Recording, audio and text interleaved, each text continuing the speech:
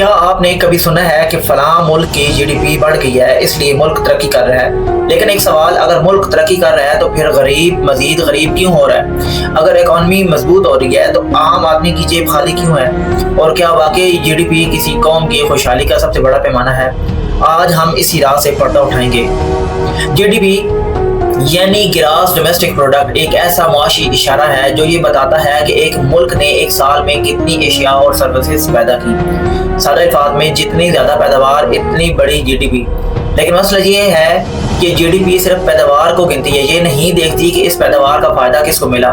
فرض کریں ایک ملک میں چند بڑی کمپنیاں اربوں ڈالر کا منافع کما رہی ہیں، فیکٹریاں چل رہی ہیں، بندرگاہیں مصروف ہیں، بڑی بڑی عمارتیں بن رہی ہیں، تو جی ڈی پی ضرور بڑھے گی۔ لیکن اگر اس ملک میں لاکھوں لوگ بے روزگار ہوں، تنخواہیں کم ہوں اور مہنگائی مسلسل بڑھ رہی ہو تو کیا ہم واقعی اسے ترقی کہیں گے؟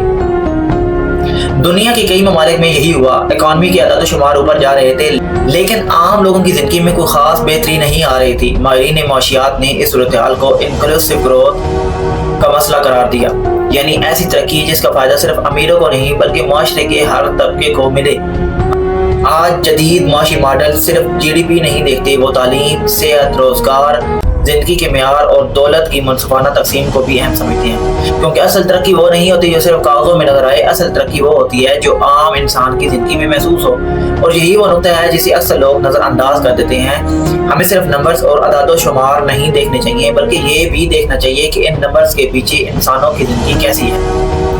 تو اگلی بار جب آپ سنیں کہ کسی ملک کی جی ڈی پی تیزی سے بڑھ رہی ہے تو صرف تالیاں مت بجائیں، خود سے ایک سوال پوچھیں، کیا اس ترقی کا فائدہ عام آدمی تک پہنچ رہا ہے؟ کیونکہ دولت اگر چند ہاتھوں میں جمع ہو جائے تو جی ڈی پی تو بڑھ سکتی ہے مگر قوم ترقی نہیں کرتی۔